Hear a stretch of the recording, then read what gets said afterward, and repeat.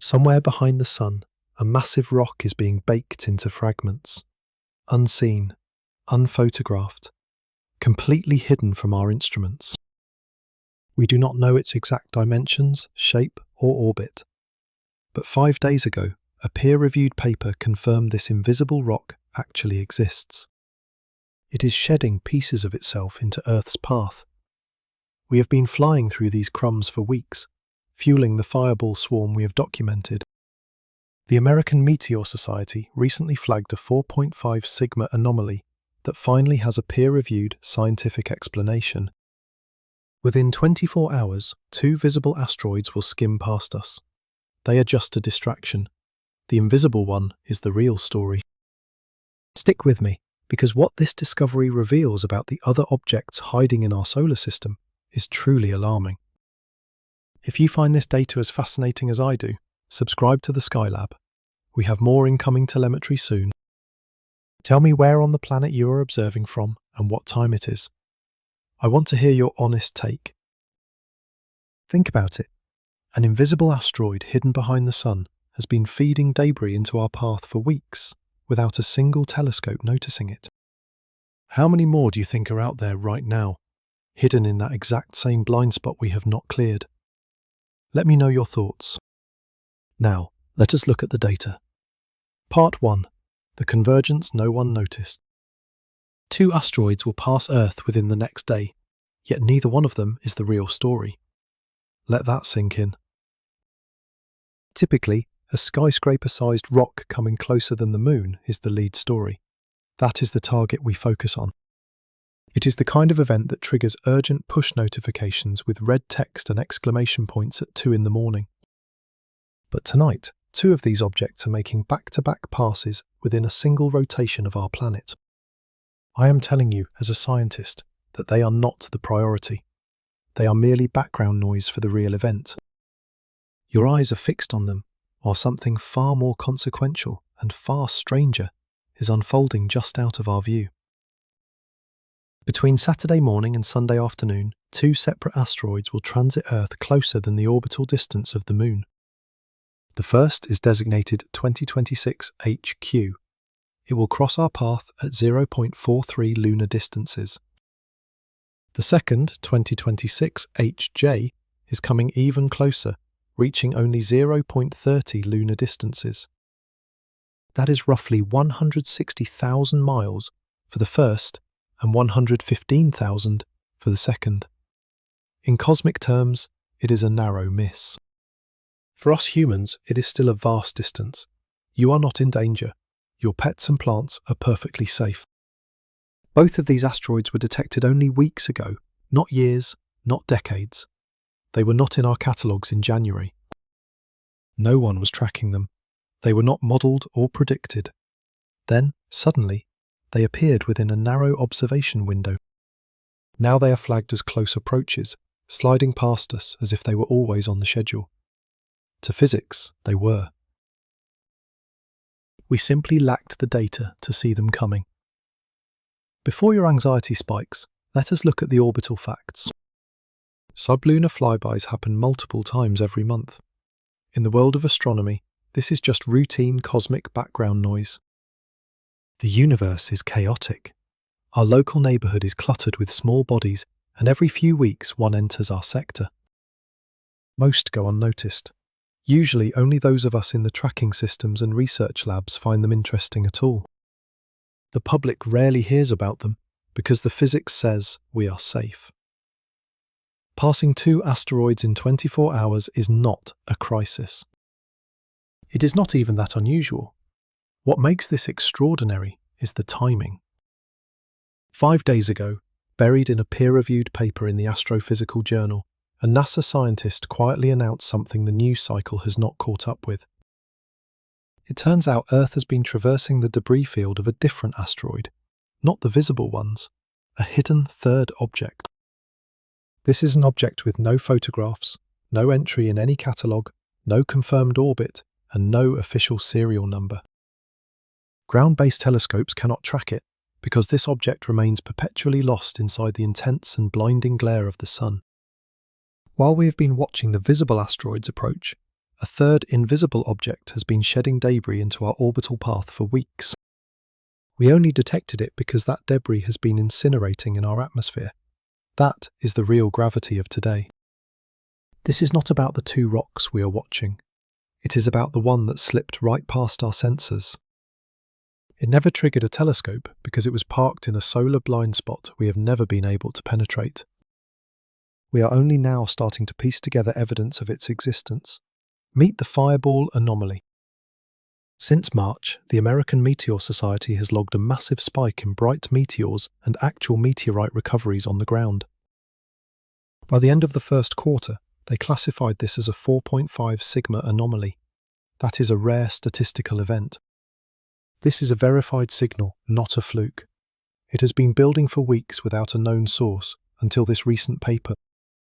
Parallel to the peer-reviewed science, a viral narrative is spreading faster than we can confirm the actual data.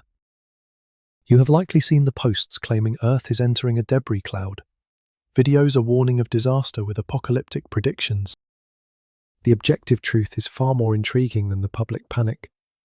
Fear spreads fast, mostly because the science requires us to sit with uncertainty, and most people can't. Here is the analytical tension we need to resolve. Are these events just a statistical coincidence, or is there a deeper connection? 2 flybys, a research paper, and a surge in fireball activity. Are we just pattern matching, or is the data trying to tell us something? Or are we finally witnessing a singular system emerging through its effects, revealing a hidden population of near-Earth objects we have missed until now? Look, the immediate threat to you is zero. The real problem isn't impact risk, it's our fundamental ability to detect what's out there. How much of our local orbital environment is actually on our sensors? How much is drifting through our space and entering our atmosphere completely unnoticed? No catalogue entry, no image, and no name. Yet this unseen object is the only body currently interacting with the Earth's environment right now. The tracked asteroids will pass by safely. The invisible one has been depositing debris into our sky for 21 days straight. Today, you and I are going to follow the telemetry backward from the atmospheric flash to the debris stream and the hidden parent body. We will analyse the blind spots in our surveillance and what lives there. We are talking about rock comets and sunward-facing telescopes. We will review data from a NASA investigator and global sensor networks. This is about the future of our planetary defense systems. It is about what we have already encountered without ever realizing it. That leads us to the uncomfortable truth at the heart of this research. We aren't just reacting to an incoming threat. We are reacting to a debris field our planet has already been drifting through, undetected. That shifts our entire scientific framework. Stick with me, it gets stranger. The flybys are standard procedure, but the timeline is an anomaly. Let us first analyse the 2 visible actors in our dataset. Before we track a ghost, we must understand the physical rocks. Scientifically, the asteroids we can see are the least interesting part of this event. Think of them as mere stage lights for the observation. They draw our sensors and provide illumination, but they aren't the primary performers in this cosmic show. They aren't even related. 2026. HQ arrives first at a distance of 0.4343 lunar units. That is roughly 160,000 miles out. It is further than the Moon, but well within our close approach threshold. My colleagues use that metric to flag a close approach. HQ is likely a small to mid-sized near-Earth asteroid. It is massive enough to cause regional damage on impact, but its orbital trajectory is clear. The pass is mathematically clean. The geometry is well understood. We know it will not hit us. It will pass by and vanish from our tracking within a week. It will disappear from the headlines quickly. 2026 HJ is next, approaching tighter at 0.30 lunar distances. About 115,000 miles away. Its relative velocity is 6.4848 kilometers per second. That is roughly 14,500 miles per hour. HJ is comparable in mass to the infamous Chelyabinsk meteor. We are looking at an object similar in scale to the Chelyabinsk fireball that exploded over Russia back in 2013. That event shattered windows across a city and injured thousands. That specific bolide was approximately 20 meters in diameter. HJ is in that same category. If it were on an impact trajectory, we would be preparing for a major airburst. It would be a regional disaster, not a global one. But the math is solid. Its trajectory is perfectly safe. Let us look at the evidence together and decide. Neither HQ nor HJ has been mapped with high-resolution radar yet. We lack high-resolution shape models, precise rotation periods, or data on their surface composition. They are just blips on our sensors. We have their coordinates, their estimated size, and their path. That is the extent of our file on these objects. We only opened those files a few weeks ago because that is when they first triggered our surveys. We call this detection lag. It is the gap between an object entering our range and our software flagging it. For these rocks, we caught them just in time. We identified them, calculated the orbit, and confirmed safety. The monitoring system worked in the most basic sense possible. But the statistics are humbling. NASA estimates there are approximately 15,000 near-Earth asteroids currently undetected in our solar system. These are bodies larger than 140 meters. That is 15,000 objects, capable of erasing a major city. Ocean impacts would trigger massive tsunamis. These are objects that, as of today, we have no idea even exist. And those are just the giants. In the 20-meter range, the estimated population reaches into the hundreds of thousands.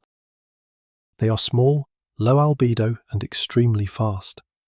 This low reflectivity makes them nearly impossible for our telescopes to isolate. Detection requires luck. You must catch them in a perfect orbital configuration to resolve them against the background stars. We call this routine invisibility. It is the reality that most objects in our backyard are effectively hidden from our view. The premise is simple. Most of the time, for most of these objects, our instruments simply cannot see them. They hide in survey blind spots. To an astronomer like me, these two asteroids passing us is a completely routine event. It is just another Tuesday in planetary defense. But for the public, hearing that two surprise asteroids are skimming past Earth sounds like a movie. So what do you and I make of this? This cosmic event is both routine and terrifying. It really just depends on your vantage point within the solar system. I need you to focus here. In science, if you lose the thread, you lose the signal. HQ and HJ have absolutely nothing to do with the hidden asteroid we are analysing in this session. They are not part of the M2026A1 debris stream. They are not connected to the fireball anomaly, nor are they fragments of the rock comet we are currently tracking. They are simply stray objects passing by, while the real orbital threat unfolds right in front of our telescopes. Their real scientific value is not in their composition, but in the glaring weakness they represent. If two objects we did not even know existed a month ago can approach Earth this closely, what does that tell us about our observational completeness? It confirms our catalogue has holes. Objects arrive from blind zones without any warning from our early detection systems. For objects this size or smaller, discovery often occurs right at the edge of what is possible, sometimes just days before their closest approach. And that is exactly how the hidden asteroid we are studying has been evading our detection this entire time. It occupies a blind zone. Not the same kind that HQ and HJ used to sneak up on us, but a much more systematic one. It lives somewhere we simply cannot look. It lives deep inside the blinding glare of the sun. And while we have been busy tracking the visible ones, it has been shedding fragments into our path. Part 3. The science behind the story. The paper dropped 5 days ago, and if you do not follow planetary science releases, you probably missed it. Most people did. It did not trend on any big platforms or crack the mainstream news cycle. It was published in the Astrophysical Journal, which is one of the most respected peer-reviewed journals in astronomy. The author is Dr. Patrick Schober. Dr. Schober is a researcher at NASA Johnson Space Center. His speciality is meteor orbits and the connections between streams and their parent bodies. If you have never thought about this as a field of study, you are not alone. But it is a genuinely fascinating niche. Every meteor that burns up in our atmosphere came from a specific source. It was once attached to a larger object orbiting the Sun. What Schober did in this paper was take a massive dataset pulled from global meteor monitoring networks and comb through it for statistical clusters. At its most basic level, a meteor shower is just a cluster, a group of meteors sharing orbital parameters, meaning they all came from the same source.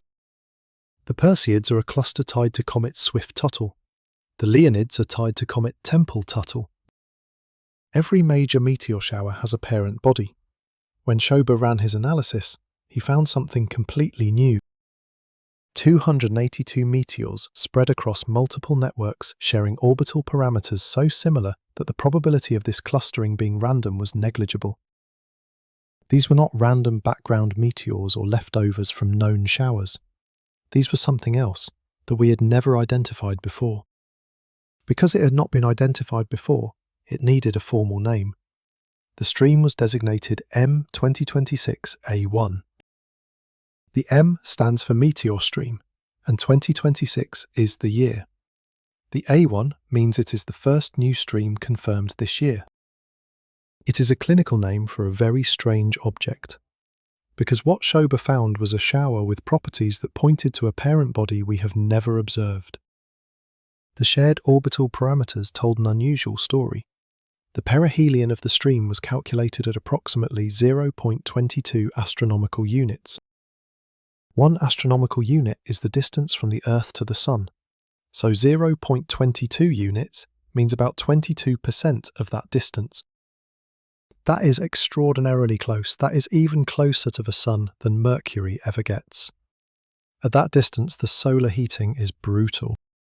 Surface temperatures on anything that orbits that close would climb into the hundreds of degrees Celsius. Rock becomes stressed and volatiles get cooked off. Any object that loops in that close repeatedly is going to experience serious thermal abuse. This is critical because most asteroid-derived meteor streams do not have perihelion values this extreme. When you find a stream like this, you are looking at something special. You are looking at an object that spends part of its orbit in a zone where the physics starts to get very strange. The radiant of the stream fell near the boundary region of the constellations Virgo, Corvus, Libra, Centaurus, and Lupus. That part of the sky at the times these meteors were observed corresponds to a specific geometric relationship with Earth orbital motion. Radiant information matters because it constrains the source. You cannot have an arbitrary parent body producing these specific meteors. The parent orbit has to intersect Earth orbit in a specific way at a specific geometry to produce meteors that appear to come from that exact direction. When Schober worked the math backward, he found the parent's body was on an orbit that passed close to the Sun and crossed Earth path in a particular way. That orbit was calculable. The rough properties of the object could be inferred. But the object itself had never been seen by any telescope, ever. We have confirmed the existence of an asteroid through the debris it is leaving behind. This is what I am going to call reverse detection. It is the inverse of how we normally find things in space. Normally you see an object, you calculate its orbit, you predict its effects, and then you watch to see if your predictions hold up. Observation first, inference second. Reverse detection flips that. You observe an effect, work backward to the cause, and infer the existence of something you have never seen. This mystery holds more philosophical weight than you might first imagine. I am identifying a physical object based purely on the shadow of its consequences. No images, no radar, no spectroscopic signature of the body itself exists. There is only this river of dust and rocks trailing in its wake, flowing through our sector of space. This isn't unprecedented in my field. We have deduced exoplanets from the tiny wobbles of stars. We have deduced dark matter from the rotation curves of entire galaxies. We detect subatomic particles from the invisible tracks they leave behind in our detectors. Scientific inference is a valid detection method when the data is undeniable, and in this case, the evidence is overwhelming. 282 meteors all pointing back to a single source, on orbits no known object can explain, is a clear signal, not just background noise. But scientific inference can only tell me so much. It proves something is out there, but it won't reveal its colour, its spin, or what its actual surface looks like.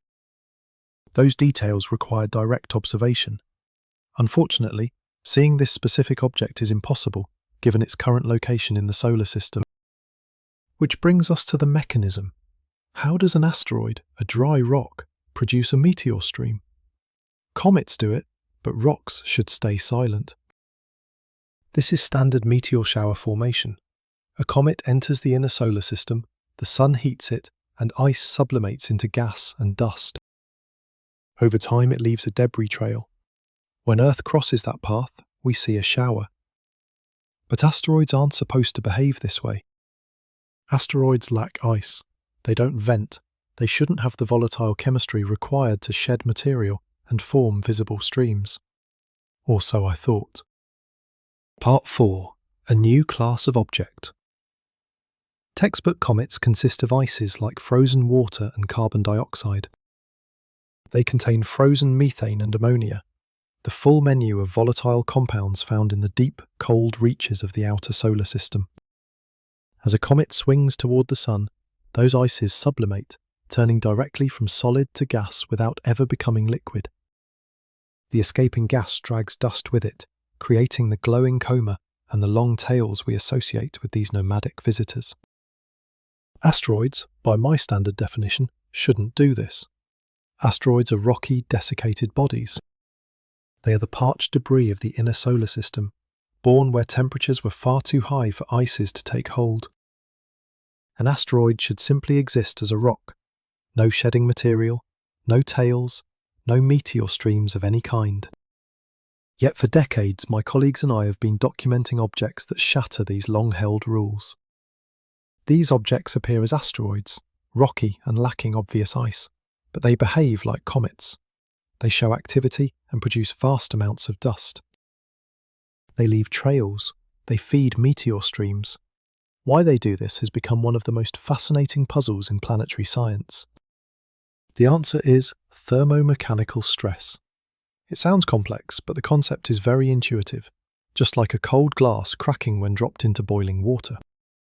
When rock is heated, it expands. When it cools, it contracts. Repeating this cycle indefinitely, especially with one side hot and the other cold, causes internal stresses that eventually shatter the rock into pieces. Fractures form and material flakes off. Now imagine this happening to an asteroid orbiting at 0.22 astronomical units. Every time that asteroid swings close, its sun-facing side is baked to temperatures exceeding 700 degrees. The dark side stays much cooler. The gradient is enormous. The thermal stress is extreme. This happens every orbit for thousands of years. Under such relentless conditions, rocks don't just sit there. They eventually fracture and crumble. They spall and shed layers. Small particles work loose from the surface, pushed outward by the pressure of solar radiation. Large chunks break free from the thermal cycling. The sun is literally disassembling the object. There is also a second mechanism involving sodium. Sodium is a metal that can vaporize directly from a rock's surface when exposed to extreme heat. When the sunward face gets hot enough, sodium atoms boil off. This vapor creates its own gas pressure, helping lift small particles of dust and rock away. It isn't the water-ice mechanism of a comet, but the final outcome is remarkably similar. You get ejected material, you get a dust trail, you get a meteor stream. The classic example is 3200 Phaethon. Phaethon is one of the strangest bodies in our solar system. We classified it as an asteroid because of its rocky spectrum, but it reaches a perihelion distance of 0.14 astronomical units, even closer to the Sun than our hypothetical M26A1 parent. And Phaethon, despite being an asteroid, is the confirmed parent of the Geminid meteor shower, one of the most spectacular displays we see every year. For decades, the Geminids were an anomaly. Every other major shower had a comet as its parent. The Geminids were alone. Then we identified Phaeton and realized the asteroid and the shower shared the exact same orbital path. Phaeton was the source. An asteroid was feeding a top-tier meteor shower. My task was to figure out how. The answer? Phaeton is a rock comet. It behaves like a comet in the sense that it produces a debris stream, but its mechanism is thermal stress and sodium vaporization, rather than traditional ice sublimation. We observed faint activity from Phaeton whenever it neared its perihelion.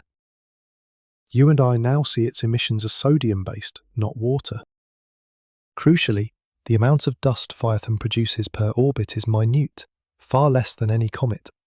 It is simply too small to fuel the massive Geminid stream in any plausible time frame. This reveals that Phaeton is not dumping its mass in a single burst. It is leaking. It loses small amounts of material every time it passes perihelion. These losses accumulate over thousands of years. The Geminid stream is not some violent catastrophe. It is the result of slow, relentless disintegration over vast geological scales. This is our blueprint for understanding the hidden parent of M226A1. The source is almost certainly a rock comet. Like Phaeton, perhaps smaller or younger, with a different orbital evolution, but essentially functioning on these same physical principles. It swings close to the Sun, enduring brutal thermal stress. Sodium actually vaporizes right off its surface. Small particles drift free. Larger chunks fracture under the pressure of thermal cycling. Over time, a debris trail forms, and eventually, that trail intersects our own orbital path. The implications for our detection efforts are profound. This is why we have been unable to see this object directly. Rock comets generate very little dust compared to icy ones. Their activity is incredibly subtle. Their brightness barely spikes near the Sun. Point a telescope at Phaeton when it is distant, and it looks like any ordinary dark asteroid. You would never guess from its appearance that it was shedding the material for hundreds of visible fireballs every single December.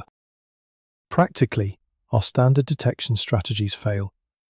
Those methods are optimized for bright comas and long tails, which these rock comets simply do not have. These objects are dim, they are rocky, they reflect almost no light. And the vaporization that would give them away happens in a section of the sky that we physically cannot observe from the ground. We also see a secondary process accelerating this disintegration. We call it rotational spin-up. As particles fly off an asteroid asymmetrically, they apply torque to the body. Over time, this torque forces the object to spin faster and faster. Eventually, if the spin is fast enough, centrifugal force overcomes gravity. The object literally begins to tear itself apart. This is the leading theory for rock-comet fragmentation. It creates the smaller meteoroids we see burning up in these streams. So, when Earth hits the M226A1 stream, we are intercepting the cumulative debris of this slow disintegration. We are not witnessing a single drama. We are catching material shed over centuries or even thousands of years. This object has been quietly cooking in the Sun's glare since before human civilization. This rock-comet process is relentless and ongoing. It is slow, it is steady, and it happens where we cannot look. This raises a question that is starting to feel quite heavy. If this object is actively producing debris, and its orbit and radiant are calculable, then why has no telescope on Earth ever seen it? The answer involves orbital geometry and a specific kind of blindness built into how we survey the night sky. We are not missing it because we are not looking. We miss it because our instruments and our planet's position make it impossible to look where it lives. Part 5. The Sunward Blind Spot. To understand why this parent object remains hidden, we have to analyze the geometry of astronomical observation. And let me tell you, ground-based observation is surprisingly restrictive once you look at the math. As a ground-based observer, your view is constrained by one simple fact: the Sun is incredibly bright. Anything near it from our perspective is completely washed out. The sun is an overwhelming light source. It is so intense that even a few degrees away, the sky glows with scattered light that drowns everything else. This is the reason you cannot see stars during the day. They are still there, of course. But sunlight scattered through our atmosphere creates a wall of brightness that no star can hope to punch through. We measure this using solar elongation. That is just the angle between the sun and the object you are trying to observe. At 180 degrees, an object is directly opposite the sun. It is only visible at night, in the darkest, cleanest section of the sky. At 90 degrees, it is at a right angle to the sun. It remains visible during twilight and is generally quite manageable to track. But once elongation drops below 45 degrees, things get difficult. The object is simply too close to the solar glare. You only have a tiny window before sunrise or after sunset. Once it drops below 20 degrees, ground-based observation becomes effectively impossible. The object is lost. Now here is the real problem.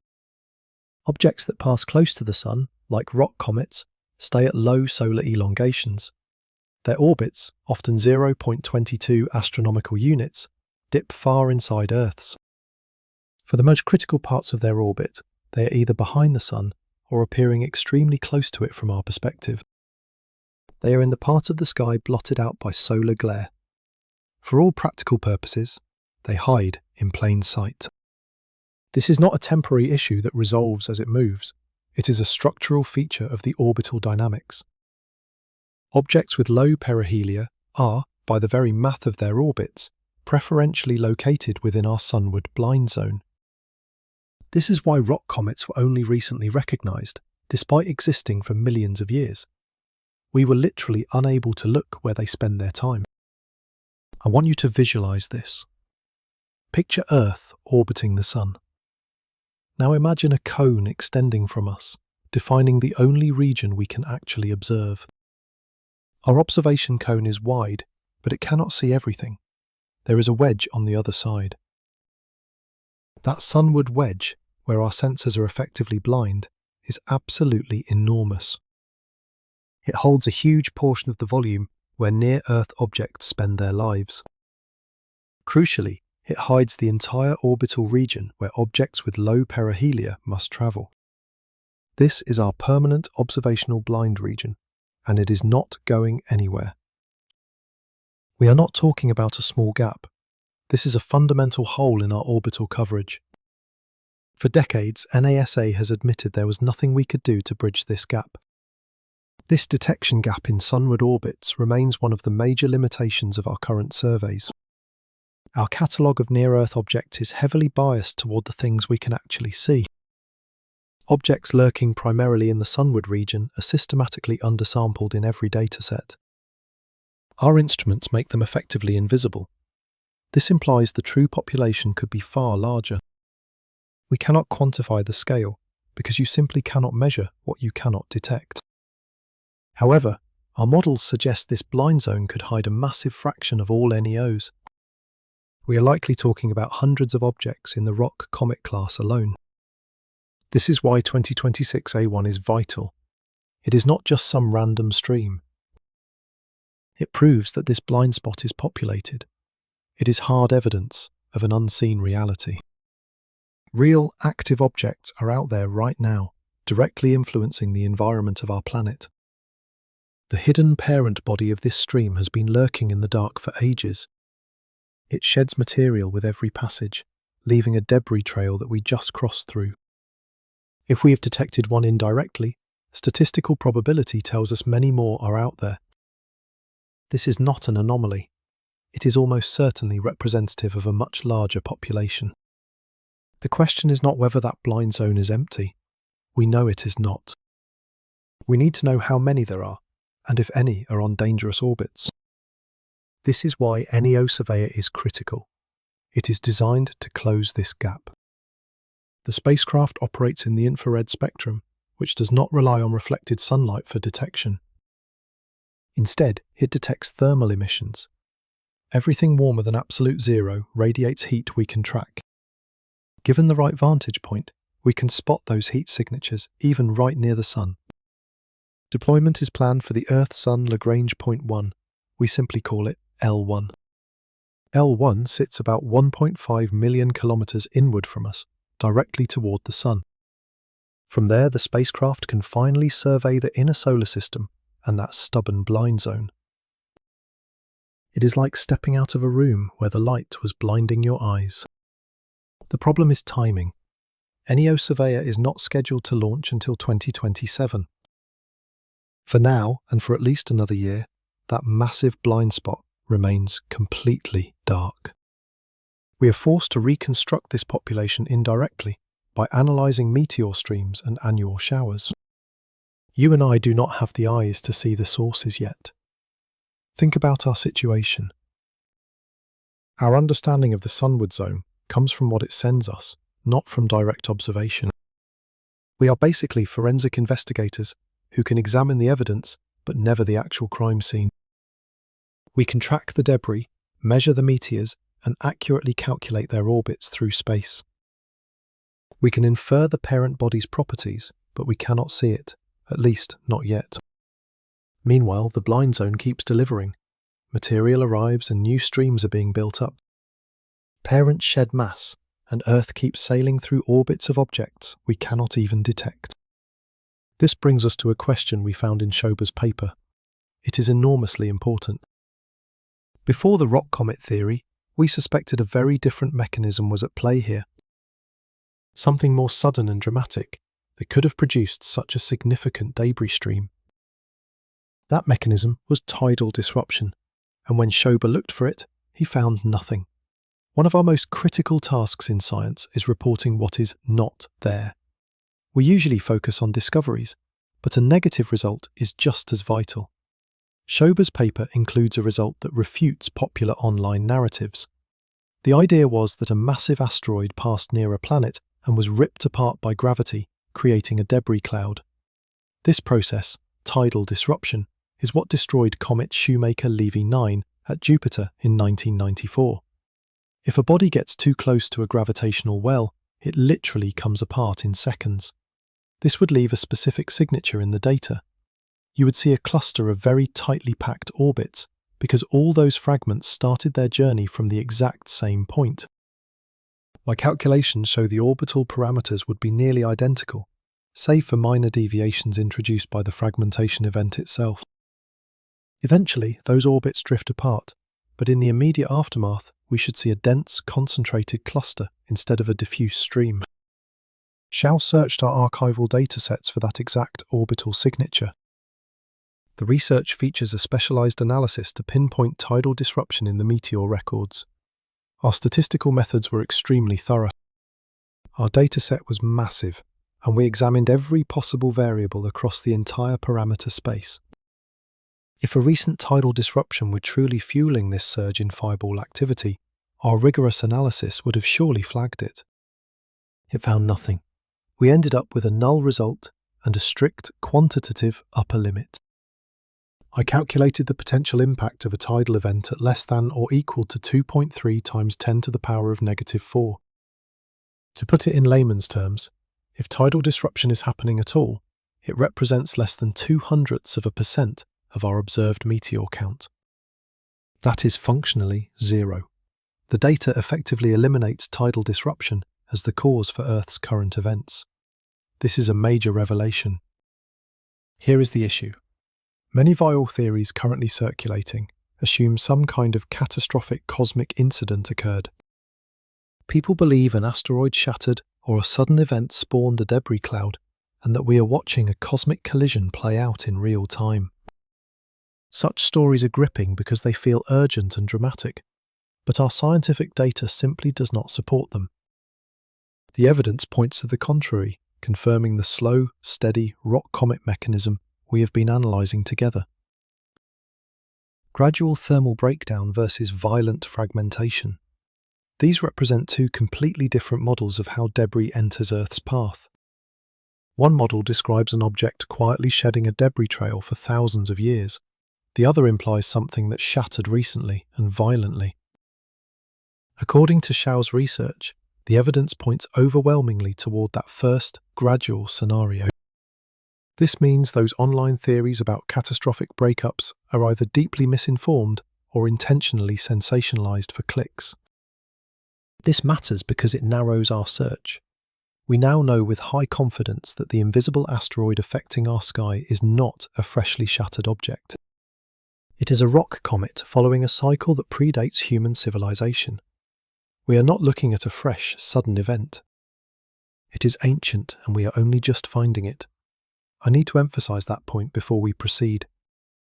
The only verified mechanism for the debris we are passing through is the slow, patient disintegration of a single, invisible rock comet. That is what the data supports. It means hidden objects operating on vast geological timescales are actively shaping Earth's meteoroid environment right now, and we are only just beginning to detect their faint signatures. The hidden parent is not a crisis, it is a discovery. This revelation exposes our observational gaps, not a new threat. Now, let's examine what Earth has actually witnessed these past weeks. The saga of M2026A1 is just one piece of the puzzle. The fireball anomaly is another mystery. You and I need to determine if these two threads are actually part of the same story. Part 7. The 4.5 Sigma Signal. The American Meteor Society has archived fireball activity for many decades. They compile eyewitness reports, cross-reference them with instrument data, and track physical meteorite recoveries to maintain one of the most comprehensive datasets in the world. Usually, this data reflects standard background noise, ebbing and flowing with the rhythm of established meteor showers. Counts peak during the Perseids or Geminids before returning to baseline. Occasionally, we see a spike from a specific event. Over long periods, the numbers remain remarkably stable, with only minor deviations. However, in the first quarter of 2026, something shifted. By March, the logs showed a massive spike in fireball reports. This was not a minor uptick, but a statistically significant surge. By the end of the first quarter, our calculations classified this anomaly at 4.5 sigma. If you are not familiar with sigma notation, 4.5 sigma means the probability of this happening by random chance is roughly 1 in 200,000. That is not a fluke, it is a clear signal. Something is out there. But what exactly are we seeing? Multiple anomalies converged. First, we observed a doubling of activity from the anthelion source. The anthelion is a region of the sky centered directly opposite the Sun, where a significant amount of meteor activity naturally concentrates. This occurs due to Earth's orbital motion. Consider it our headwind, the direction our planet effectively moves as it orbits the Sun. Meteors from the anthelion are generally slower than average because Earth is catching up to their orbits rather than striking them head-on. A doubling of activity means the source was feeding that region at twice the normal rate. We also saw more high declination fireballs. In astronomy, declination is effectively celestial latitude. High declination refers to events occurring far from the celestial equator. A surge here points to a source with significant orbital inclination, meaning its path is tilted relative to the solar system's plane. Most streams have low inclination. These anomalies suggest either a highly tilted source, multiple sources, or a combination of both. The third component was the most striking. We logged 1,693 long-duration sightings during that window.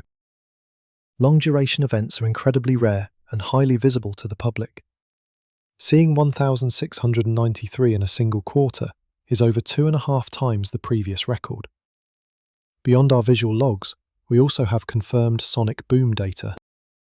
Sonic booms occur when a massive meteoroid enters our atmosphere fast enough to compress air into a powerful shockwave. Our infrasound networks and seismometers detect those booms along with civilian reports. The AMS then cross-referenced that visual data with acoustic signatures. We confirmed several events where both sensors registered the same meteor. This is crucial. It effectively rules out any reporting bias. If this were just social media hype, we would see more visual reports, but our acoustic instrumentation would remain silent and uncorroborated.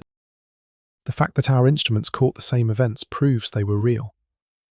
And then there were the physical meteorite recoveries. Within 9 days, we recorded 2 confirmed HED meteorite falls. These HED samples represent a very specific class of stony meteorites. These likely originate from the asteroid Vesta. Recovering 2 in such a tight window is highly unusual, even without the broader context. Recovering a physical rock is the ultimate scientific confirmation. You cannot report a meteorite into existence. Either the specimen exists, or it does not. 2 of them did. Skeptics looked for a simpler explanation, citing the 2026 explosion of AI-generated content on social media. They argued that algorithms were just feeding people more skywatching content, leading to a spike in false reports through social media amplification. Perhaps this anomaly was just a byproduct of modern attention. It was a fair hypothesis, if visual sightings were our only data point. We would take that seriously, but more than eyes were watching. Our acoustic, seismic, and infrasound detections all showed a sudden and significant shift. Crucially, physical rocks fell from space. You cannot fake an HED meteorite, nor can a TikTok video generate a sonic boom. The multi-channel consistency across visual, acoustic, and physical data makes the reporting bias theory insufficient. Something significant was happening in our orbit. Our near-Earth environment was changing. More debris was entering the atmosphere than our models predicted, and some of it was reaching the surface. Some objects were massive enough to generate sound. Crucially, no known meteor shower could explain the specific patterns we were observing. It all leads back to the hidden parent of M2026A1. Imagine an unidentified source of debris sitting directly in Earth's path. Last week, a peer-reviewed paper identified a new meteor stream from an unseen parent body active during this exact window of time. You and I must ask ourselves if these are actually 2 parts of the same system. This isn't a coincidence. It is one underlying object finally becoming visible through 2 different data sets. This is precisely what happens when an unseen object reveals itself through its gravitational effects. The AMS anomaly provides the first half of our evidence. Show's paper provides the second half. Now we must determine if the timing and geometry match. That is where our investigation finally resolves. It will either form a coherent picture or fracture into unrelated observations. You and I are going to analyze that connection right now. What we find will be unsettling. Part 8. The overlap that changes everything. This is where the data either aligns or the theory collapses. If the M2026A1 stream and this fireball anomaly are linked, that connection must be visible in our recorded timeline. We should see it in the geometry and the physical properties of these meteors. Let us walk through the data together. Timeline first. Show's analysis identified the active window for the M2026A1 stream as running from roughly March 16th to April 7th. A 3-week window is standard for meteor streams tied to near-Earth objects. Our planet enters the debris trail and passes directly through it. This duration is set by the stream's width and our orbital velocity. Meanwhile, the AMS anomaly reached its peak intensity in late March. The activity continued into early April. When we overlay these 2 datasets, the windows are not just close, they are virtually identical. With a 3-week overlap, the period Earth spent traversing the M2026A1 stream is essentially the peak of the recorded fireball activity. This was the exact interval when the fireball anomaly was most intense. Such a temporal alignment is suspicious, but data requires more than timing. 2 events in one window could be a coincidence. To move beyond that, we must verify the geometry. Surprisingly, the geometry checks out too. The radiant of the M2026A1 stream, where these meteors appear to originate, falls directly within the region of antihelion source activity. Remember, the antihelion is the celestial region opposite the Sun, marking the direction Earth is currently moving as it orbits. Specific orbital configurations produce meteors that radiate from that exact spot. The geometry of M2026A1 places its radiant there. This perfectly matches the doubled anti-helion activity recorded by the AMS. Two independent sensors pointing to one spot? That is a match, not a coincidence. The physical properties are equally consistent. These meteors associated with M2026 exhibit very specific compositional data signatures. The data suggests moderately fragile meteoroids. These are not ultra-dense metal particles, nor are they ice-dominated grains from a standard comet. They are an intermediate material, likely debris from a rock comet that has been thermally processed near its perihelion. Upon atmospheric entry, these particles typically produce bright, slow fireballs. Their mass is sufficient to generate intense light during ablation. They appear slow because their orbital velocities are remarkably similar to Earth's. They are not entering at the hypersonic speeds typical of high-energy meteors. Bright and slow. That is the exact fireball signature the AMS reported in high numbers during this mysterious anomaly window. Those long-duration sightings that brought people outside to watch were disproportionately categorized as this specific type of entry event. The physical signature of this falling debris matches exactly what the M2026A1 stream should produce.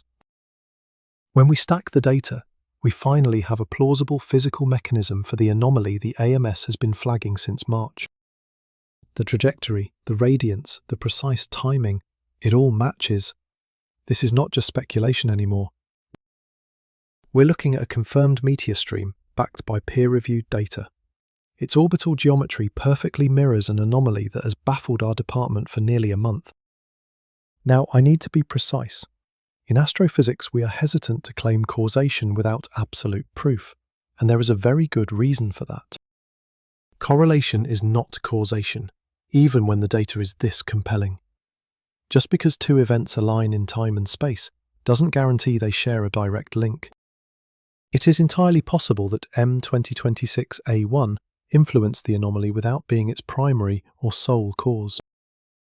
Perhaps multiple sources were active at once, with this stream being only one factor.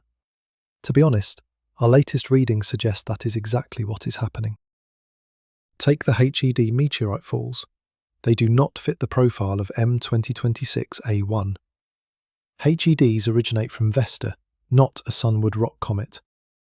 Those two HED falls during the anomaly window.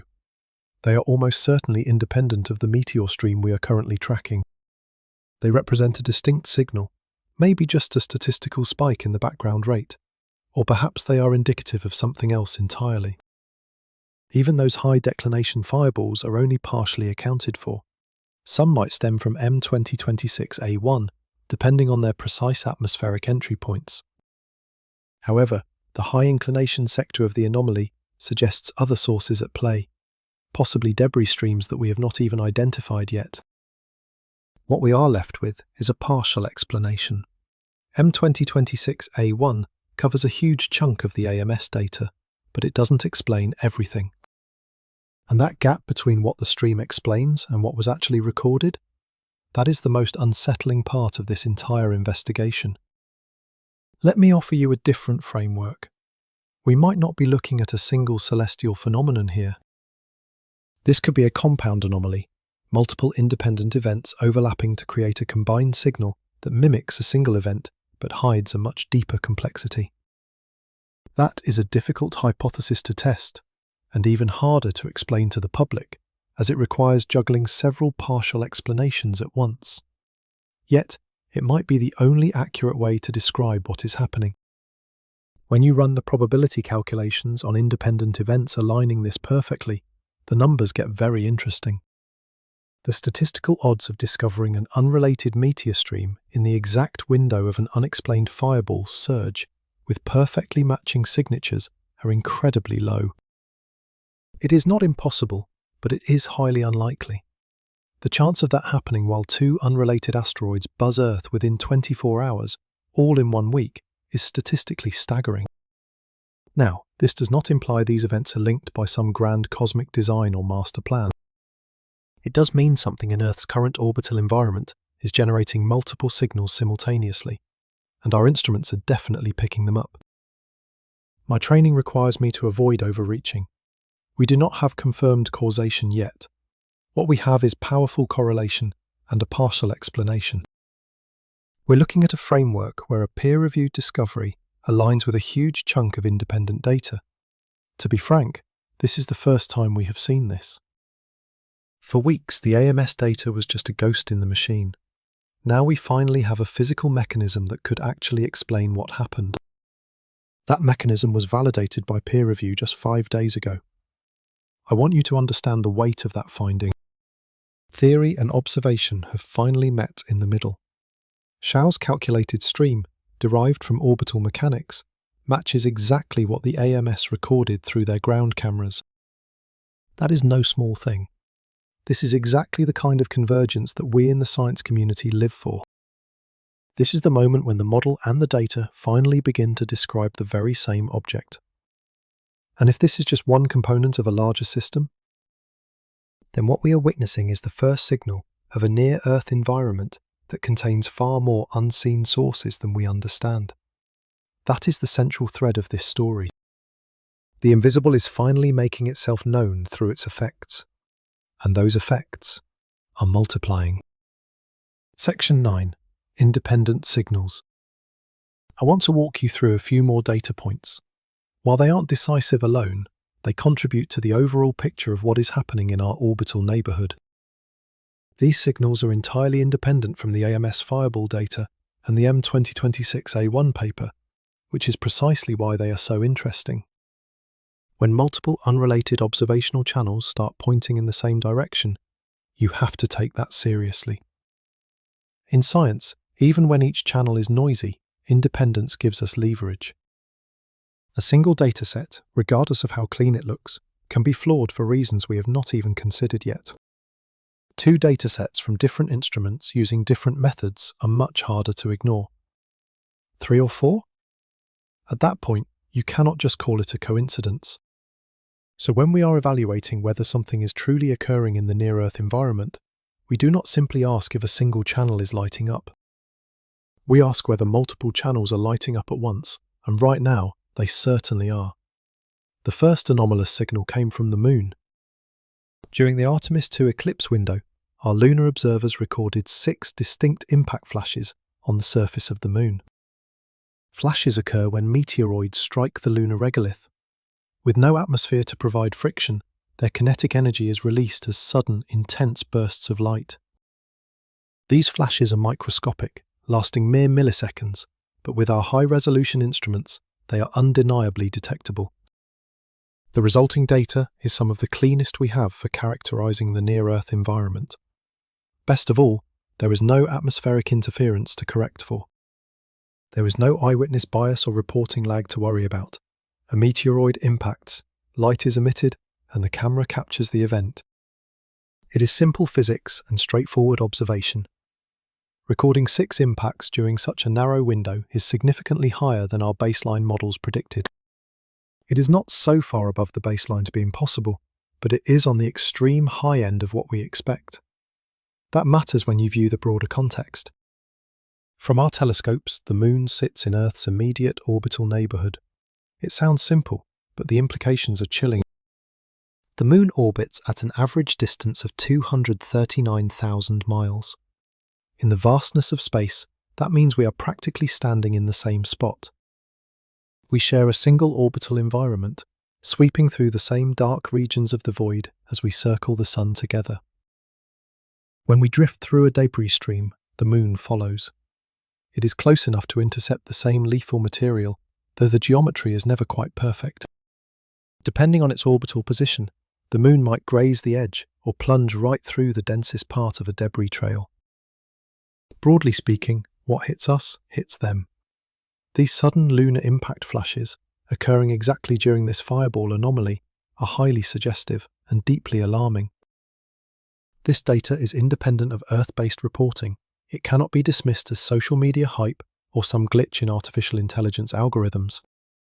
These are raw flashes captured by professional sensors, proof of something slamming into the lunar surface.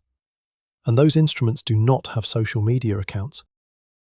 They do not chase headlines, they simply record reality. Yet the correlation between these flashes and the M2026A1 stream remains imperfect. I have to be honest here, the data does not lock these two events together as cleanly as a Hollywood script would like it to. The impact geometry does not perfectly align with the stream's radiant, the point in the sky where these meteoroids should be originating when we backtrack their paths. The impacts across the moon do not sit neatly within the zone where we expected this stream to deposit its material. Given where the moon was during our window, we cannot technically tie every single impact directly back to that specific stream. Some could be from the stream, others might be random noise. Without deeper trajectory analysis, we simply cannot say for certain which is which. But the timing and the sheer rate of impact suggest an unusually active and perhaps dangerous period in our near-Earth environment. One does not expect 6 impacts in a single window. We saw 6. Something was definitely happening. The signatures are not a perfect match, but the pattern of high activity is undeniable. It is completely free from the reporting bias we see in Earth-based data. Our second signal comes with a major caveat regarding the known technical issues within the Center for Near-Earth Object Studies Fireball database. We rely on the Center for Near-Earth Object Studies to maintain the public record of fireball events detected by high-altitude government sensors. These sensors are incredibly sensitive, scanning most of the planet and providing critical data for both us researchers and the general public. It is an invaluable resource for anyone studying meteors, yet it suffers from notorious problems, specifically regarding the accuracy of its coordinates. These sensors were built for different missions. Converting raw data into precise coordinates requires assumptions that, in our experience, do not always hold up under scrutiny. Take the event on March 25th.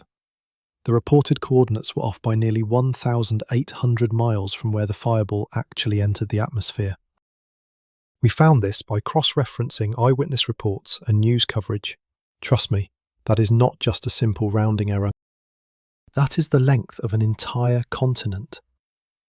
If we tried to trace that event to a source region, those bad coordinates would lead us nowhere. These errors are not malicious. No one in the scientific community is trying to mislead you. It is just a technical limitation. It is simply how the sensors work and how we process the data. It is a limitation my colleagues and I have understood for years. But it means we must cross-verify every single detection before using it as evidence. We cannot just pull a number from a database and call it fact. We have to check against NASA datasets, local reports, and every other instrumental confirmation we can find to ensure the data is solid. If the data aligns, we can trust the event. If not, we have to play detective and figure out where the error lies. This requires careful judgment and time. It means the story you hear in the news is always lagging behind the actual state of our data. Every initial report is strictly provisional. A confirmed version might not be released for weeks until we have finished every bit of cross-verification.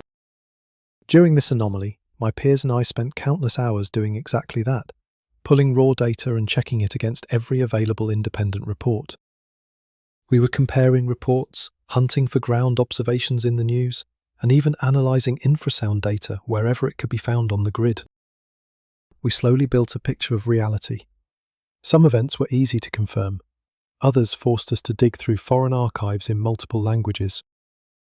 A few events were just errors and were quietly set aside.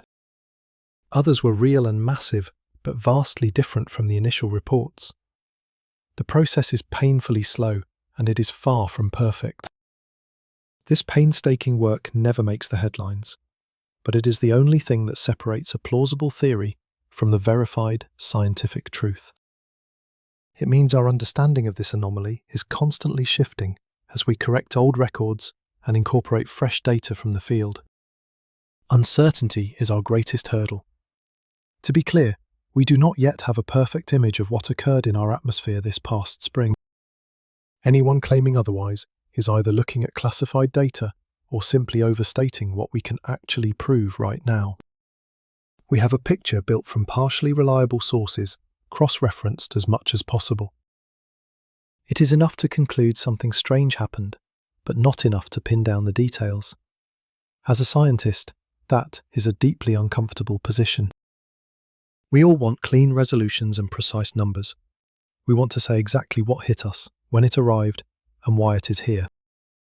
Science rarely offers quick answers, especially in the wake of a new phenomenon. True precision only comes after the data is meticulously cleaned and verified. What we have right now is just a preliminary draft. The final analysis will be much more robust, and it will likely look a bit different from what we are seeing today. This is the critical point I need to emphasize. Even with imperfect data and coordinate errors, the signal is undeniable. We are moving through an active, partially hidden meteoroid environment that is only now coming into focus. This is not a conclusion based on one perfect data point. It emerges from multiple independent sensors, each flawed in its own way, yet all converging on the same troubling reality. The lunar flashes indicate activity. Our visual tracking reports from the ground show the exact same surge. Acoustic confirmations verify the data. Even recovered meteorites point to elevated activity in our local space. Individually, they are clues. Together, they form a pattern that is impossible to ignore. Something happened out there, and in many ways, it is still happening right now. The question is what and how much remains hidden. The parent body of M2026A1 is not the only ghost contributor lurking in our path. It is simply the first one we have detected. Sit with that for a moment, because it changes everything about what we just witnessed. We did not find a lone anomaly. We confirmed that at least one massive object is hiding in the sunward blind zone, feeding a meteor stream directly into our orbit. If one exists, statistical logic dictates that others do too. This anomaly's complexity suggests more sources are waiting to be caught. The same observational gaps that hid the first parent are likely masking an entire population of hidden threats. Tonight, as you are watching this, the blind zone did not close when Schober's paper was published. It is still there, hiding more than we realize. It is still catching massive parent bodies we have not tracked yet. That is why the next chapter of this investigation is so vital. While my team works through the data, building models and cross-verifying sources for peer-reviewed publication, the internet is moving at a much faster, more dangerous pace. The viral stories being told online rarely align with what our sensors actually show. The scientific process is methodical, but the digital rumor mill is explosive. It takes us months to get the facts right. It takes the viral process minutes to spread a story that is mostly wrong. This chasm between viral panic and scientific reality is where a lot of the public confusion lives today. We need to examine that gap. It reveals how we process these discoveries and how the truth gets warped in the hunt for engagement. Part 10. The viral narrative versus scientific reality. Check your feed right now. You will find versions of this event that sound nothing like our laboratory discussions. The viral story follows a very specific, alarming script. Earth is flying through a lethal cloud. The fireballs are just the beginning. A hidden object is shattering. Something big is coming. They claim the government is hiding the truth. The skies are about to get worse. You have seen those posts and videos. You have likely seen one in the last 24 hours. The thumbnails are aggressive, designed to trigger your fight or flight response with dramatic captions. The comments are full of people asking if they should buy bunkers, stock up on food, or prepare for an imminent catastrophe. They wonder if they should fear the night sky, and honestly, some of that fear is rooted in real events. We are indeed crossing a previously unknown debris trail. Fireball sightings are up, and my peers have confirmed a new meteor stream is actively intersecting our planet's orbit. Those raw facts are the fertile soil where these viral, apocalyptic narratives take root and grow. If the story were a total fabrication, we could easily debunk it. The danger is that the foundation of the story is real. It has just been mutated into something much heavier and more sinister than what we are actually seeing through the telescope. In the space between facts and fiction, timelines are crushed and scale is amplified. Careful observation is replaced by urgent, breathless warnings of a coming doom. Once that narrative is compressed, you cannot undo it. You cannot put the nuance back in after the algorithm has already flattened the story for the masses. The biggest misunderstanding lies in the compression of time. Let's pause here. If you and I can grasp this one concept, we can decipher almost any sensationalist astronomy headline the internet throws at us. When we say Earth is crossing a debris trail, we mean our path is hitting a region where dust has gathered over thousands of orbital years. Thousands, maybe tens of thousands. The hidden parent of M2026A1 has been shedding material longer than human civilization has existed. This stream is simply the sum of all that ancient leakage, concentrated along a very specific, invisible path through the solar system. The intersection takes weeks. During that time, the density of material is barely a whisper above the background noise of deep space.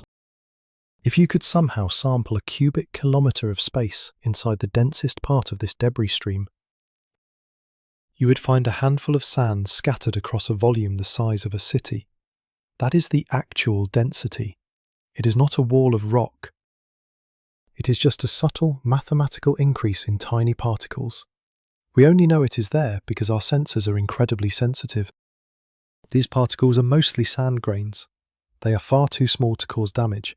All they do is create a bright streak as they incinerate in the atmosphere. Your home is safe. Your car is safe. Even our satellites are perfectly fine. The space station is safe, as are all aircraft. Nothing in this stream poses any physical threat to our global infrastructure. This cloud is not dense or dangerous. There is no reason to hunker down. Its only real impact is the science we are uncovering together. The reality is far more diffuse and, honestly, almost entirely invisible. We're seeing a slight uptick in fireball activity via AMS data, though most people won't notice anything from night to night. If you looked up last week, you and I both know you saw the same night sky you've always seen.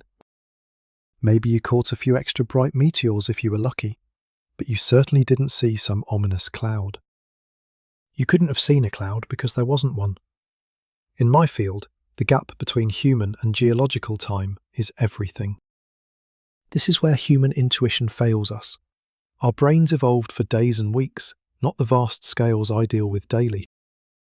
News cycles run on hours and attention spans on seconds, but orbital mechanics operate over thousands of years. When you collapse eons into hours, the resulting story feels wrong to someone like me, even if the individual words are technically true. This rock-comet activity, which birthed M226A1, exists on a strictly geological timeline.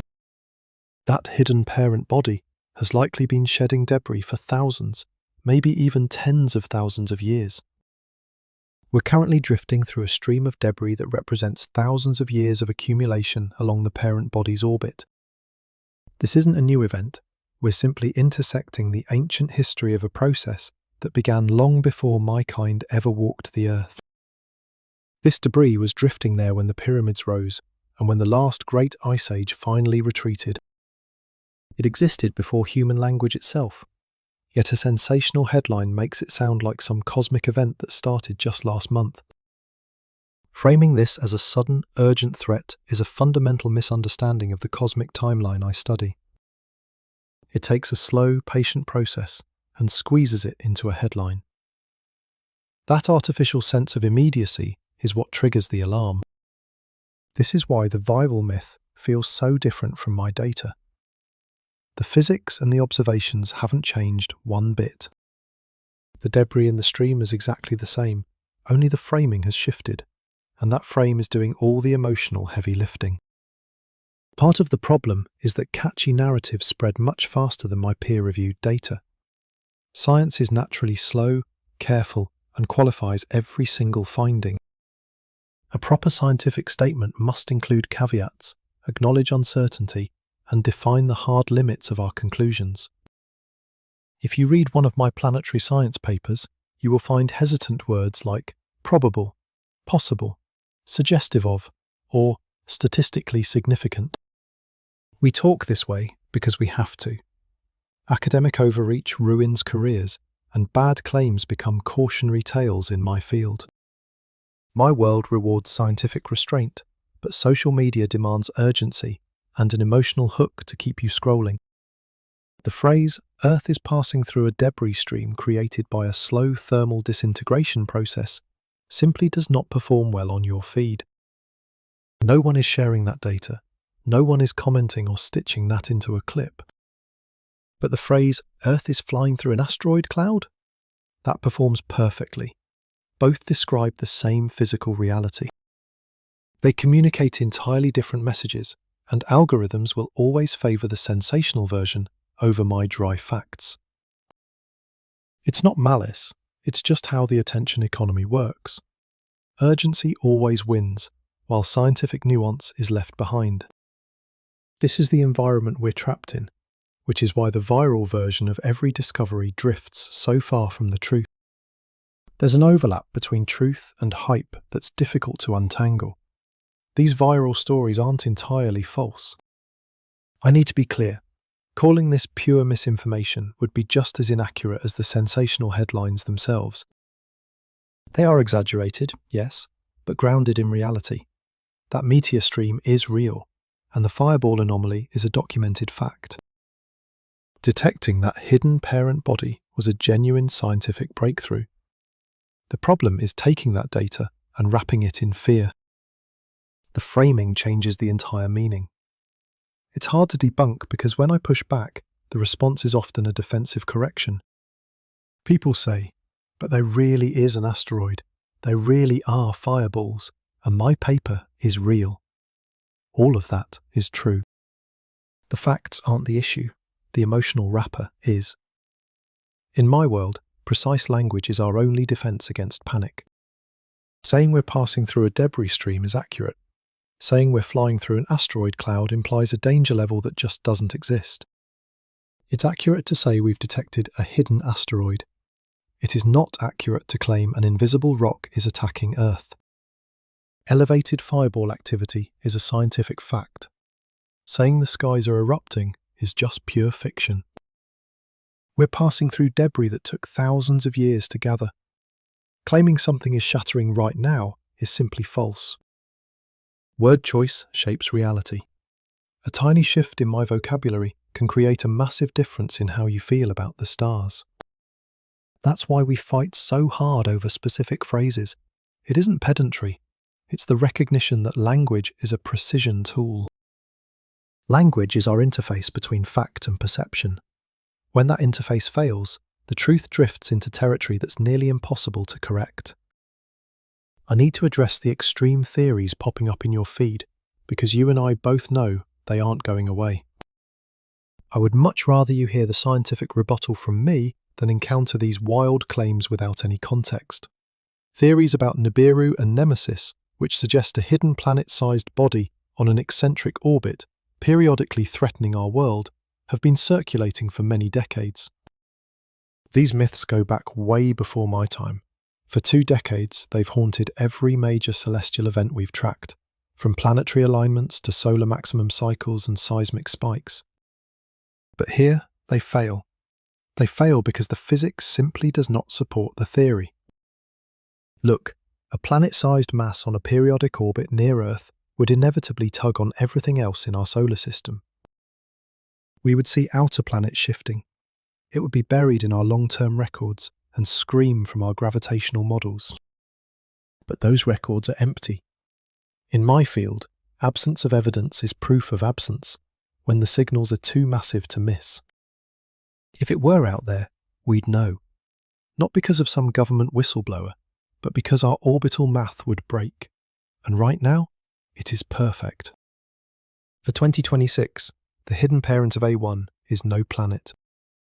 It is an asteroid, likely small, rocky, and similar to other near-Earth objects. Certainly nothing like a hidden twin to our Sun. It is hidden only because it sits in our blind spot, not because it is some supernatural ghost we cannot detect. Once our NEO surveyor launches and we scan the sunward region in infrared, this object will be target number 1. We will get our image. We will map its orbit and capture its spectrum. This isn't a deep cosmic mystery. It's just a limitation of our current tools. This isn't a conspiracy, it is a technical gap, and we are already building the mission to close that gap for good. You see, viral myths explode because we are dealing with real, yet incomplete data about these invisible celestial bodies. The data is real. The void is real. The story is genuine, but without scientific context, raw data gets twisted into something far more alarming than the sober reality I see. I do not blame the public or the researchers. This is just what happens when a strange discovery migrates from a journal to a comment section. Information changes shape just to survive the journey. In that transformation, we lose the precision that made it true in the first place. Trust me, the science is weirder than the internet rumours. We have actually confirmed a new asteroid just by watching its gravitational footprint. We've identified a brand new class of active near-Earth objects. We've documented a record-breaking fireball anomaly with absolute multi-channel certainty. These facts, if handled with care, mark a truly historic milestone in the history of observational astronomy. We do not need to hype this story. It is already incredible. It just needs a little bit of scientific honesty. The truth I'm uncovering is about a massive blind spot in our sky. An entire population of objects hiding in the glare. We've just received the first clear signal that they are really out there. That is the real story. That is the heart of this. The viral noise is loud, but the reality is quieter, stranger, and far more fascinating once you study it. Part 11. 4 Rival Interpretations. Let me be honest with you. As I record this, we scientists still do not have a single, unified answer for what is happening in our orbit. We have several ways to explain these last few weeks. Every single theory has evidence to back it up, and data to sink it. I'll walk you through 4 possibilities and let you decide. The first? Simple coincidence. In this view, the 2 weekend flybys, Show's meteor stream discovery, and the fireball surge are all separate events. Even the lunar flashes are just unrelated spikes happening at once. Pure, random chance. A statistical fluke. It's just our brains finding patterns in the noise. And honestly, those 2 asteroid flybys really are unrelated to the stream. They are not fragments of the parent body. They have nothing to do with the M2026A1 debris or its orbital geometry. These are separate events. Our planetary defense logs show sublunar flybys often. Seeing 2 in one day is rare, but mathematically possible. But that 4.5 sigma fireball anomaly? That is much harder for me to write off. That's not noise, it's a signal. You could argue both events are real, but their connection isn't as solid as it looks. The timing could be luck. The alignment might just be an optical illusion in our data. If we stick to the strictest scientific proof, pure coincidence is still on the table. The problem is the sheer number of accidents that would have to happen in the exact same window. 2 flybys, a stream discovery, a fireball surge, and lunar flashes. Calling it all chance is possible, but it strains my credibility. You can defend that stance, but you'll be fighting an ever-growing mountain of contradictory signals. The second theory, and the one I find most balanced, is a partial explanation. In this scenario, M2026A1 is real. It's dumping debris into our path and driving a huge chunk of that fireball anomaly. Specifically, the portion that aligns perfectly with the stream's timing and physical properties. But the stream can't explain everything. The HED meteorites and lunar flashes likely came from something else entirely. This is the conservative path. We accept the strong data, explain what we can, and admit that other forces are at play. I'm not overreaching here. I'm sticking to what the data shows, leaving space for future observations to refine our model. Honestly, this is where most of my colleagues in planetary science would land right now. A partial explanation works because it aligns with our telemetry without needing any heroic, unproven assumptions. But it fails to explain everything, which is deeply unsatisfying. We prefer stories with clean resolutions, and this offers none. It maps out what we know versus the unknowns we're still investigating. Now that third interpretation, that's what keeps me up. I'll admit this is speculative. It's the environmental shift hypothesis. In this framework, we aren't just looking at one isolated stream.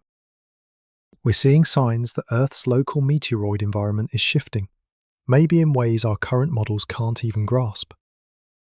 Every signal we log feels like a symptom of a massive shift. Multiple independent data streams are starting to align. The stream, those fireballs, the lunar impacts, and 2 undiscovered asteroids suddenly screaming past us. It's all related, isn't it? Individually, these events seem normal, but when you plot them together, a disturbing pattern starts to emerge. If this pattern is real, it suggests our near-Earth environment is significantly more active than the historical baseline. Perhaps multiple sources are hitting us at once, or maybe we've drifted into a region of high meteoroid density. We haven't worked out the why yet, and frankly, our current data isn't enough to prove it definitively. It could be a breakthrough or a bust. Our current telescopes just can't distinguish a real environmental shift from noise. It might just be natural variability, but this is exactly the kind of mystery we solve by hunting for more signals. If the second quarter of 2026 shows sustained activity, we're likely looking at a shift, not just an anomaly. If numbers drop, the hypothesis dies.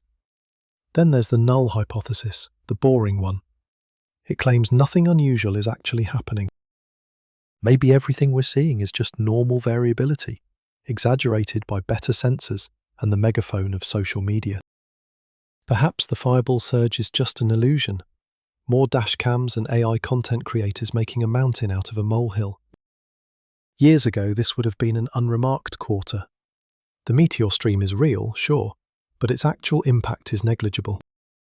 Asteroid flybys are routine. Lunar impacts stay within baseline. This anomaly isn't space physics. It's just a byproduct of modern observation. The null hypothesis is safe because it doesn't require new physics or hidden cosmic processes to explain the data. It claims our sensors have just improved so much that we're finally seeing things that were always floating out there. Historical underreporting is a massive factor. Even the AMS admits their 20-year-old data can't compare to today's precision. What we used to miss, we now log.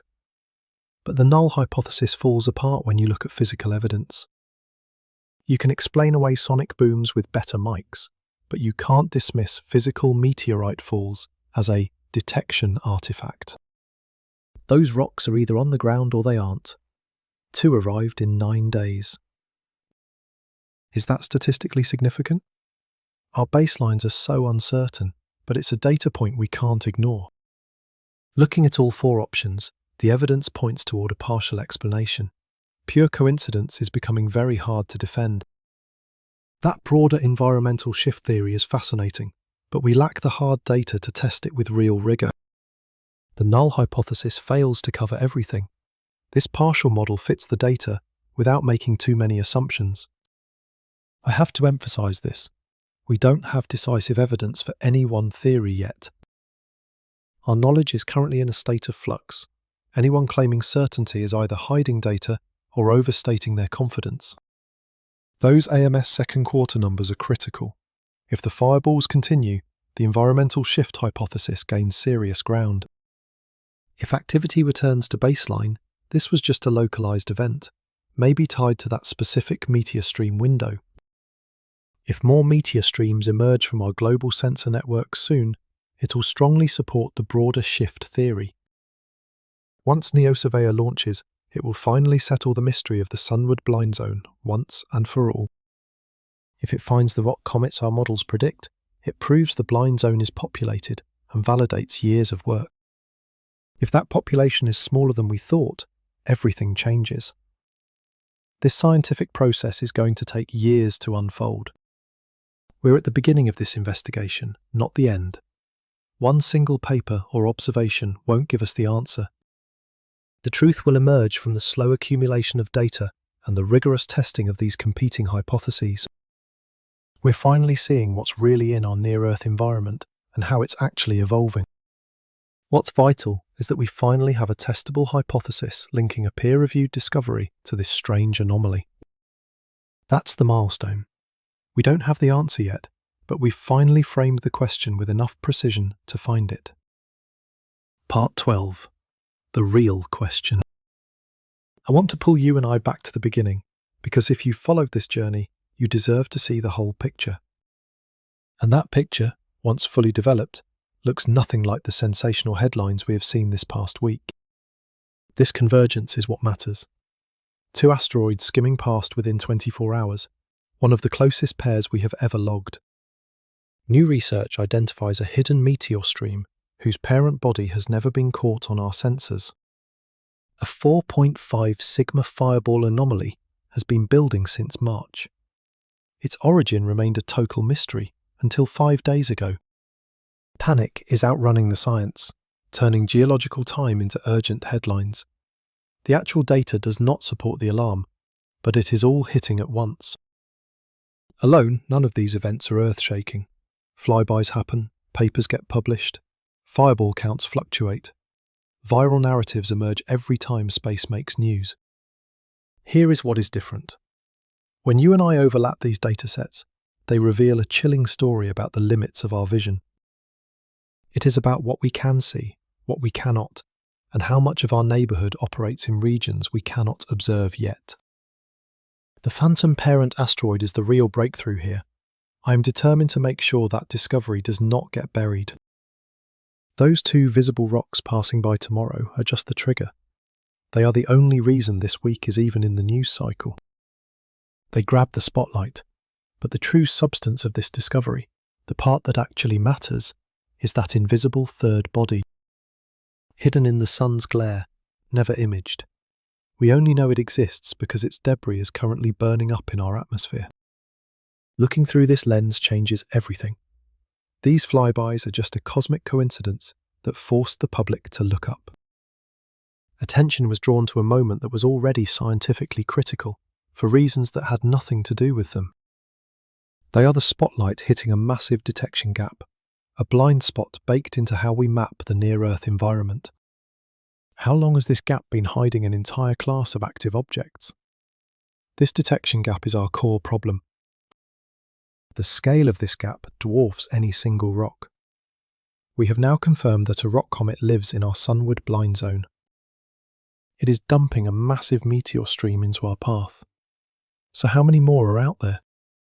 Our mathematical models, rooted in everything we know about near-Earth orbital distribution, suggest there are likely dozens, maybe hundreds, of these hidden rocks. That blind zone is massive, and the objects orbiting within it are exactly the kind that shed dangerous debris trails.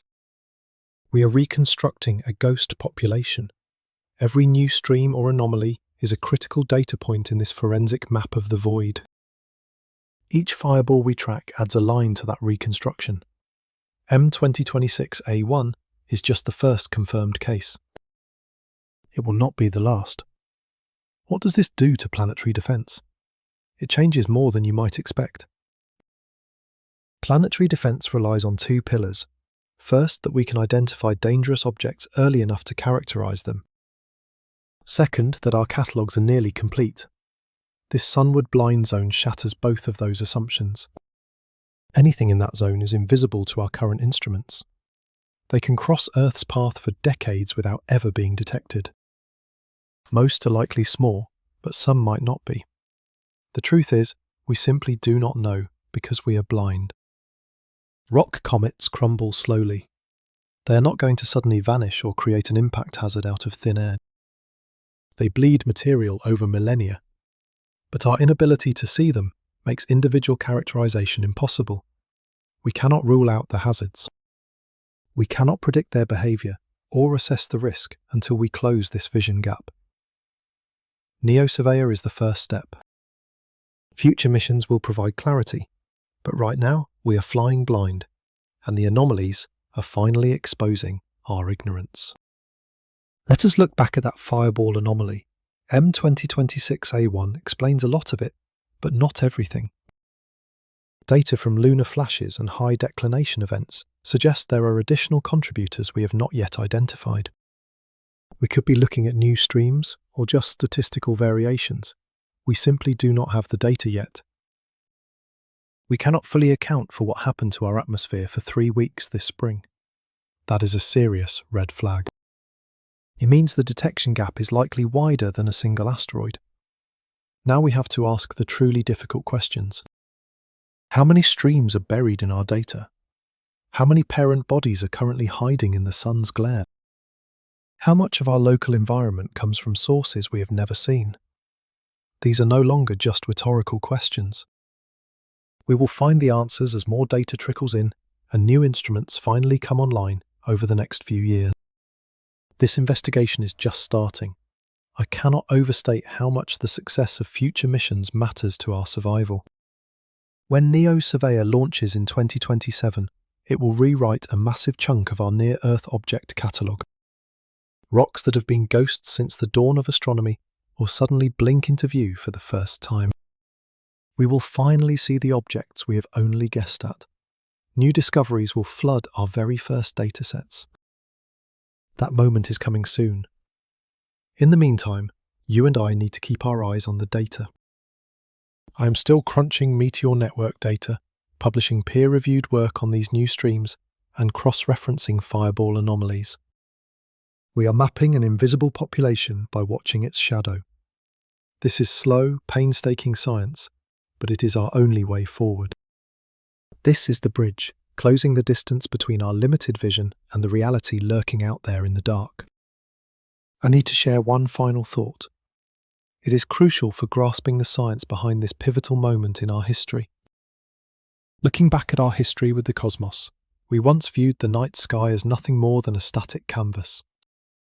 Stars were constant, planets predictable, but anything that flashed without warning was feared, a dark omen from the deep unknown.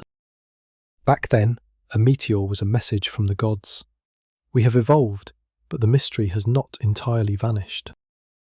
We now see a dynamic sky. Near-Earth space is a crowded orbital ecosystem, teeming with objects we are just beginning to track. Yet huge swathes of this ecosystem remain unmapped. We are forced to infer the existence of giants we cannot actually see. We are still flying blind. Our instruments cannot reach these dark zones, and that old sense of mystery is returning. Now, that mystery is a set of hard scientific questions. This week, we finally cross the threshold into a new reality. For once, we have pinpointed a hidden asteroid population just by measuring its gravitational footprint. We finally have the proof.